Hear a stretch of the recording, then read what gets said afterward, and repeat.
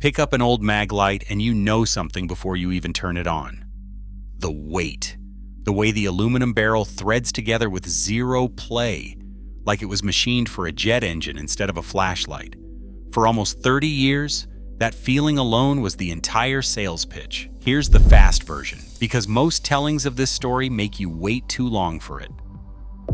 A $5 LED bulb, made by companies that barely existed a decade earlier, started outlighting Maglite's own bulbs for a fraction of the price. Separately, in 2013, Maglite quietly stopped covering one of the most common complaints in its own customer service history. Neither one alone ended the company's dominance. Together, they explain exactly what happened to the flashlight that used to sit in every American toolbox, cop car, and kitchen junk drawer at once. The man behind it never planned to make a flashlight at all. Anthony Maglica was born in New York in 1930, raised in Croatia by his mother, and came back to America alone in 1950, barely speaking English. He trained as a machinist and opened a one-man precision shop in a Los Angeles garage in 1955, making custom parts for whoever would pay for them. By the mid-70s, he was manufacturing artillery shell components, and he'd picked up a contract making aluminum tubes meant to protect police flashlights from breaking in the field. Handling those tubes every day, he got a close look at the finished flashlights they were meant to protect. And he thought the finished product was garbage. In 1976, instead of complaining about it, he decided to build a better one himself.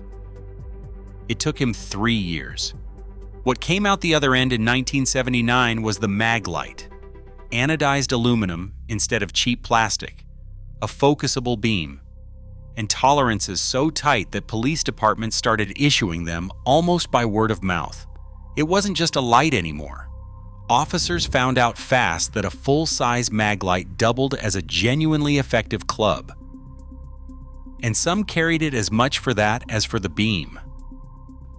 The company followed the original with the Mini Maglite in 1984, a AAA version in '87, and the tiny solitaire keychain light in '88.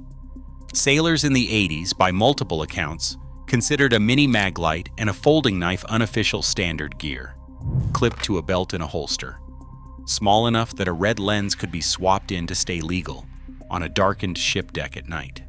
By the '90s, Maglica had gone from a penniless immigrant machinist to a multi-millionaire, and his flashlight had become the default answer to, "What flashlight should I buy?" the way one brand sometimes just becomes the entire category. Even the company's own history wasn't spotless. In 1994, Maglica's longtime partner of more than 2 decades sued him after their relationship ended, and a jury handed down an award of $84 million, a genuinely massive bite out of the company's value at the time, the kind of number that ends most privately held manufacturers outright. Mag Instrument absorbed it, kept every job in California, and kept building the same flashlight the same way, for a brand whose entire identity was built on the promise of quality you could feel in your hand before you even read the box. Quietly surviving a legal gut punch that size mattered more to loyal customers than the lawsuit itself ever did. Then the ground shifted twice, and Maglite was slow to notice either time. The first shift was obvious in hindsight. Through the 2000s, LED technology got bright, cheap, and small, fast. Competitors built specifically around it, including Streamlight, Fenix, and Surefire, started offering more light output, longer runtime, and features like strobe modes at prices that undercut a premium aluminum flashlight built the old way. Maglite's own answer for years was a simple LED replacement bulb you could screw into an existing light, technically brighter than the old incandescent bulb, but built around a bare LED and a plain piece of plastic, not a real circuit paired with a proper projector lens. The result was a beam with a bright ring and a noticeably dim center, while purpose-built LED flashlights from competitors threw an even edge-to-edge flood of light with no dead spot at all. Customers who'd bought their first Maglite in the '80s noticed. The company that had defined the category for 2 decades was now playing defense against companies that hadn't existed when the mini Maglite launched. The second shift is the one almost nobody tells you about, and it's not really a story about technology at all. For decades, one of the most common complaints about Maglite was something almost every long-term owner eventually ran into.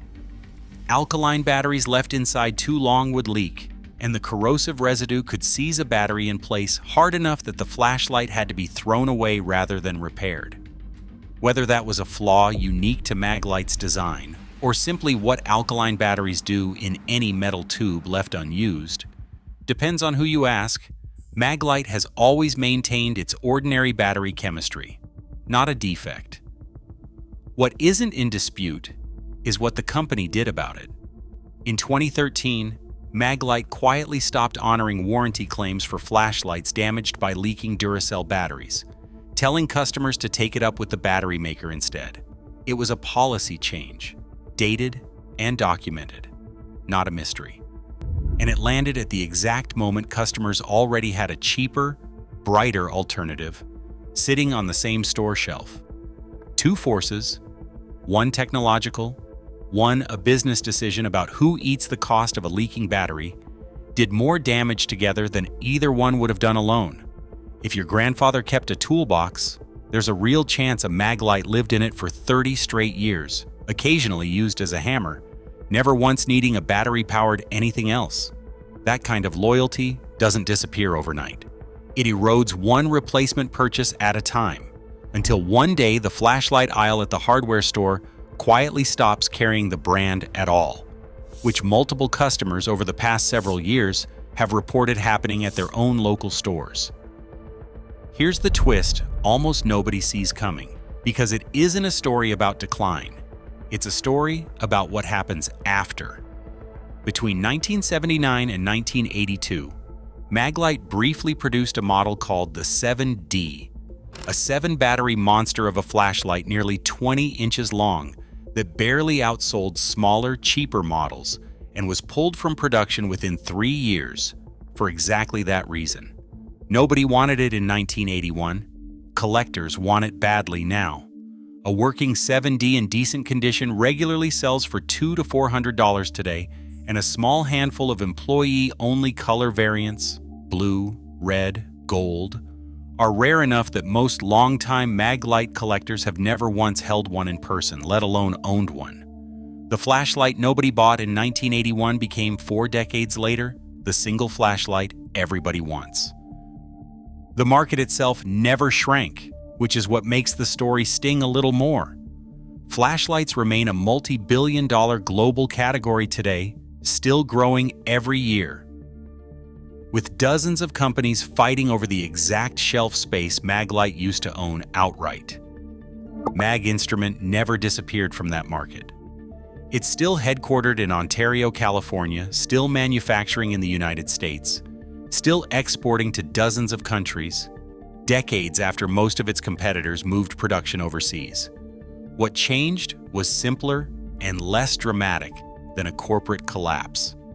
A $5 bulb made the old technology optional. A 2013 warranty decision made the old loyalty a little more expensive to keep.